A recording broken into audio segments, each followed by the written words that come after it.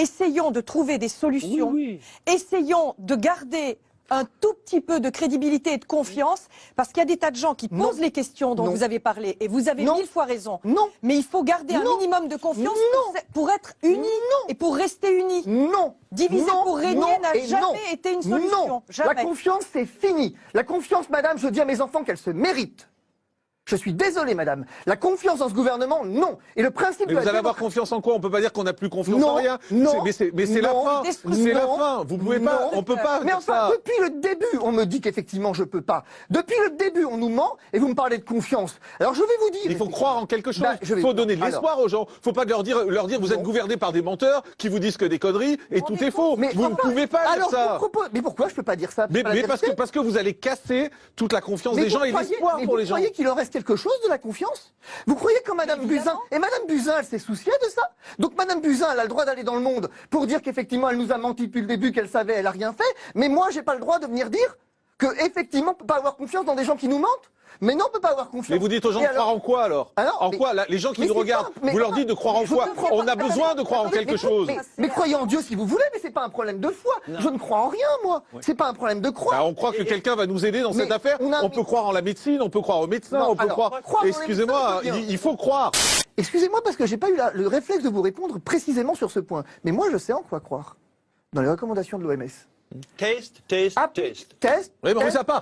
Je veux bien, mais on les a pas. Est-ce qu'il n'appartient pas à une puissance industrielle, au lieu de communiquer sur les plateaux télé et de venir effectivement donner des chiffres de morts, de se bouger les fesses 5 minutes pour les trouver? Regardez, rien ne vous dit qu'ils les font pas. Regardez, LVMH.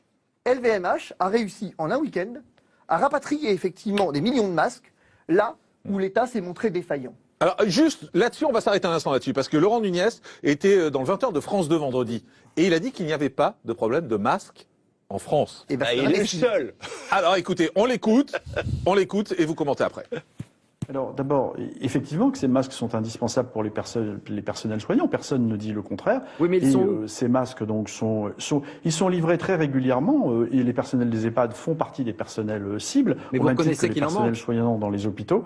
Et le ministre non, je ne reconnais pas qu'il en manque. Le ministère nous en avons parlé d'ailleurs ce matin même encore au Conseil de défense. Ces masques sont en cours de livraison. Pour la plupart d'ailleurs des départements, ils ont été acheminés.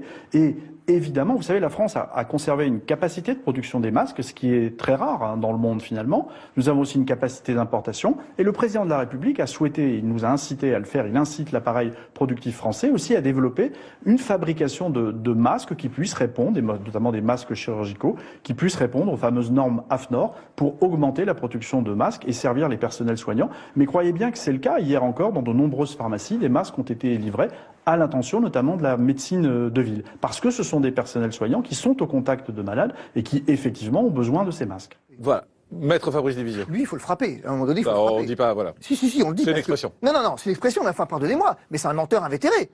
Vous savez combien de masques ont été livrés, quand ça a été livré, dans les zones infectées, dans les grosses zones? Les 25 départements. Dans les 25 départements, 18 masques ont été livrés pour les professionnels de santé. 18. 18 par quoi? Par semaine? 18 par... Non, 18 par personne. Par personne, c'est même pas par semaine. 18 par personne. Et vous savez combien de temps on tient avec 18 masques? 2 jours? 3? Allez, 4 jours. Alors qu'on vienne pas me dire qu'effectivement ces masques... Et puis, de toute façon, écoutez-moi, il n'y a pas de... Mais vous l'avez entendu, il le dit clairement. Non, mais le ministre de la Santé dit autre chose. Enfin, je veux dire, qui encore aujourd'hui, il n'y a plus de débat sur les masques, enfin, pardonnez-moi, mais... La preuve que oui, puisque ça c'était vendredi, c'était pas il y a 15 jours cet extrait, c'était vendredi soir aux 20h. Le ministre de la Santé a reconnu qu'effectivement on avait un problème de masques, il dit qu'ils n'ont pas été commandés ces masques, donc ils peuvent pas être là, ils n'ont pas été commandés. Moi ça fait 1 mois et demi que je le dis, je veux dire, donc voilà, et ça fait 1 mois et demi qu'on a essayé d'enrober ça de considérations scientifiques. Rappelez-vous, quand je vous disais qu'il fallait les FFP2, qu'est-ce qu'a répondu le ministre? Non, mais scientifiquement, on a une étude qui montre que... Finalement, il dit plus ça aujourd'hui.